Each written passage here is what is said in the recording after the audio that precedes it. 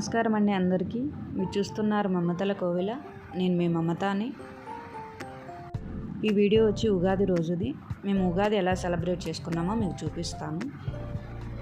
ముందుగా అయితే ఈరోజు ఉగాదే కాకుండా మేమైతే పెద్దలకు కూడా పెట్టుకున్నాము.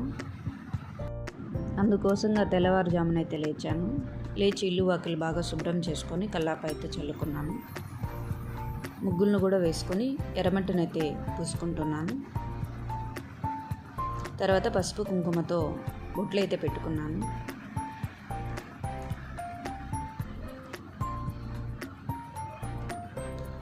ఇలా అన్ని చోట్ల అయితే బొట్లు పెట్టుకొని ముగ్గులను కూడా వేసుకొని ఇలా పసుపు కుంకుమతో అలంకరించుకున్నాను. ఇప్పుడైతే ప్రసాదం కోసం త్వరగా చేయాలి కాబట్టి ముందుగా అయితే పులిహోర కోసం అన్నాన్ని అయితే ఉడికించుకున్నాను.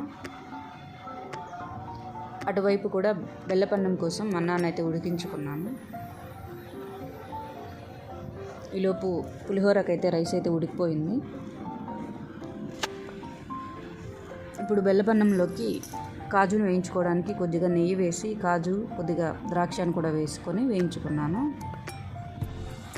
ఈలోపు రైస్ ఉడికిపోవడంతో కొద్దిగా బెల్లం కూడా వేసి ఉడికించుకున్నాను అన్నంని. వైట్ రైస్ కూడా చేసుకున్నాను. చివరిగా బెల్లపన్నంని దించేసాను. ఇప్పుడు సాంబార్ కోసం అయితే కొద్దిగా పప్పును కూడా ఉడికించుకొని ఆ తర్వాత తాలింపు కోసం అరటికాయ తాలింపుని అయితే చేసుకోబోతున్నాను. ఇలా పప్పు అయితే ఉడికిపోయింది. ఇప్పుడు సాంబార్ కోసం పోపు దినుసులు అయితే వేసుకున్నాను. దాంతోపాటు 2 పచ్చిమిర్చిని ఎర్రగడ్డలు కూడా వేసుకున్నాను. కొద్దిగా పసుపు కూడా యాడ్ చేసుకొని సాంబార్ కోసం అయితే రెడీ అయిపోతుంది. ఈలోపు చిత్రాన్నంలోకి అయితే తాలింపుని అయితే వేసుకున్నాను. ఇలా అన్ని పోపు దినుసులు వేసుకొని కొద్దిగా పల్లీలు కూడా వేసుకున్నాను. ఈలోపు సాంబార్ కోసం టమాటాను కరివేపాకును కూడా వేసి వేయించుకున్నాను. పులిహోరలో అయితే వెల్లుల్లిని కరివేపాకు కొద్దిగా అల్లం వెల్లుల్లి పేస్టు కొద్దిగా కొబ్బరిని కొద్దిగా పసుపు కూడా యాడ్ చేసుకొని వేయించుకున్నాను. సాంబార్ కోసం అయితే కొద్దిగా వంకాయ ముక్కల్ని మడిగే ముక్కల్ని అయితే వేసుకున్నాను. ఈలోపు చిత్రాన్నంకి అయితే పోపు బాగా వేగింది. దాంట్లోకి అయితే నిమ్మరసాన్ని కూడా వేసుకొని ఒక 2 నిమిషాలు వెయిట్ చేసుకున్నాను. ఈలోపు సాంబార్ కోసం పప్పును కూడా వేసేసుకొని కొద్దిగా కారం కూడా చల్లుకొని సాంబార్ పౌడర్ వేసుకున్నాను. సాంబార్ అయితే ఆల్మోస్ట్ ఆల్ రెడీ అయిపోయింది. ఇప్పుడు అరటికాయ తాలింపు కోసం ముందుగా అయితే పోపును అయితే వేసుకున్నాను. ఆ తర్వాత కొద్దిగా ఉల్లిపాయల ముక్కలు కూడా వేసుకొని దూరగా వేయించుకున్నాను.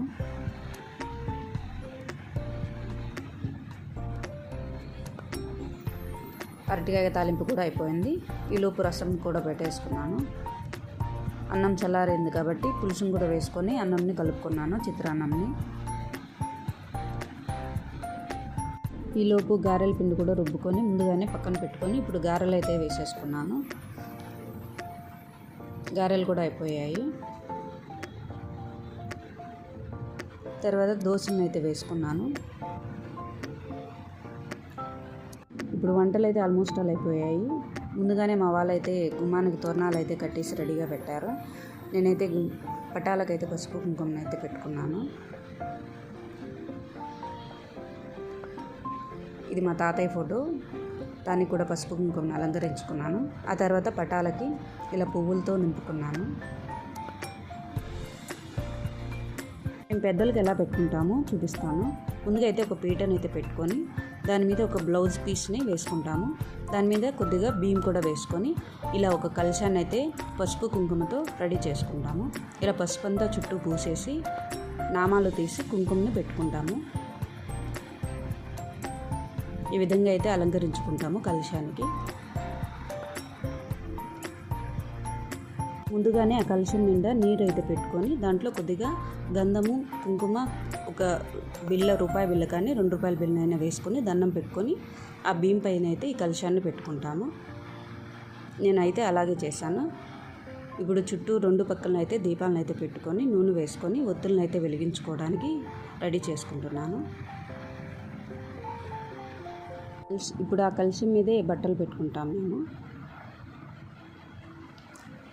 కలశం చుట్టూ పూలను పెట్టుకొని అలంకరించుకుంటాము. నేనైతే దీపాలను కూడా వెలిగించుకున్నాను. అటువైపు మా తాతయ్య ఫోటో పెట్టేసుకొని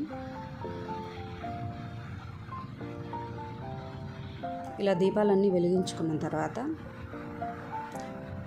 మా తాతయ్య ఫోటోకి పూలమాలను కూడా వేసుకున్నాను. ఇప్పుడు ప్రసాదం కోసం అయితే 5 పళ్ళాలను అయితే పెట్టుకున్నాను. మేమైతే 5 పళ్ళాలను వేసుకుంటాము. ఇప్పుడు 5 పళ్ళాల్లోనూ ఒక్కొక్క పండును అయితే పెట్టుకున్నాను. దాంతోపాటు కొద్దిగా ద్రాక్ష పండ్లు కూడా పెట్టుకున్నాను. ఇప్పుడు ముందుగా స్వీట్ అయితే బెల్లపన్నాన్ని అయితే పెట్టుకున్నాను. 5 పళ్ళాల్లోనూ ఇలా బెల్లపన్నాన్ని అయితే పెట్టాను.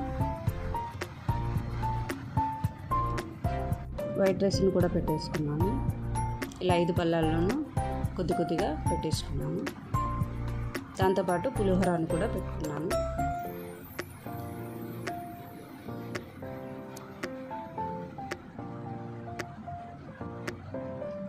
ఇప్పుడు దోశను కూడా పెట్టుకున్నాను. ఒక్కొక్క పళ్ళెంలోకి ఒక్కొక్కటి ఇడ్లీ అయినా చేసి పెట్టచ్చు.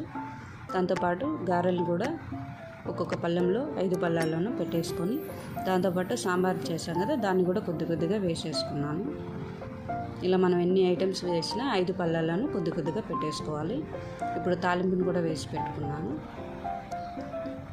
ఇప్పుడు ఒక్కొక్క పళ్ళెంలోకి ఒక్కొక్క అరటిపండును అయితే పెట్టుకొని, ఆ తర్వాత దాంతోపాటు కొద్దిగా అవిశాఖను కూడా వేసుకున్నాను. నెయ్యిని కూడా యాడ్ చేసుకొని, తర్వాత కొద్దిగా మిక్చర్ కూడా వాటి మీద వేసుకున్నాను. ఇలా 5 పళ్ళాలను పెట్టుకున్న తర్వాత స్వీట్ని కూడా ఒక్కొక్క పళ్ళెంలోకి ఒక్కొక్క స్వీట్ని అయితే యాడ్ చేసుకున్నాను. ఆల్మోస్ట్ వాళ్ళ పనులన్నీ ప్రిపరేషన్స్ కూడా అన్నీ అయిపోయాయి. ఇంకా కొబ్బరికాయ కొట్టుకోవడం ఒకటి. ముందుగా అయితే నేను కడ్డీలు వెలిగించుకున్నాను. మా వారు ధూపం వేసి రెడీగా పెట్టారు. ఇంకా టెంకాయ అయితే మా వారి చేత కొట్టించాను. ఈ హడావిడిలో అయితే ఉగాది పచ్చడిని అయితే మర్చిపోయాను, అందుకని నేను ఇప్పుడు పెట్టాను. కొబ్బరికాయ కొట్టేశారు. ఇప్పుడు ఇంట్లో ఉన్న వాళ్ళందరం హారతి అయితే తీసుకున్నాము.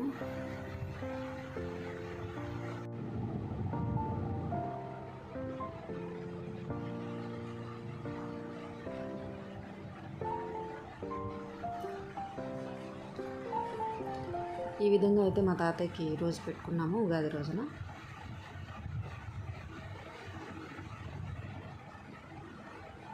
పూజ మొత్తం అయిపోయాక తల ఒక పళ్ళెం తీసుకొని తిన్నాము. ఆ తర్వాత సాయంత్రం టైంలో గోరీల దగ్గరికి అయితే వెళ్ళాము. గోరీల దగ్గర పసుపు కుంకుమ చల్లుకొని పూలమాల అయితే వేసుకొని దీపం అయితే పెట్టుకున్నాము. మేము తెచ్చిన ప్రసాదాలను కూడా అక్కడ పెట్టుకున్నాము. అక్కడ కూడా టెంకాయని అయితే కొట్టుకొని కర్పూరం హారతి అయితే ఇచ్చాము. ఈ విధంగా మా ఉగాది అయితే ఇలా జరిగింది. ఇది ఒక పెద్ద పండగగా అయితే ఈరోజు బాగా సెలబ్రేషన్గా జరిగింది మాకు.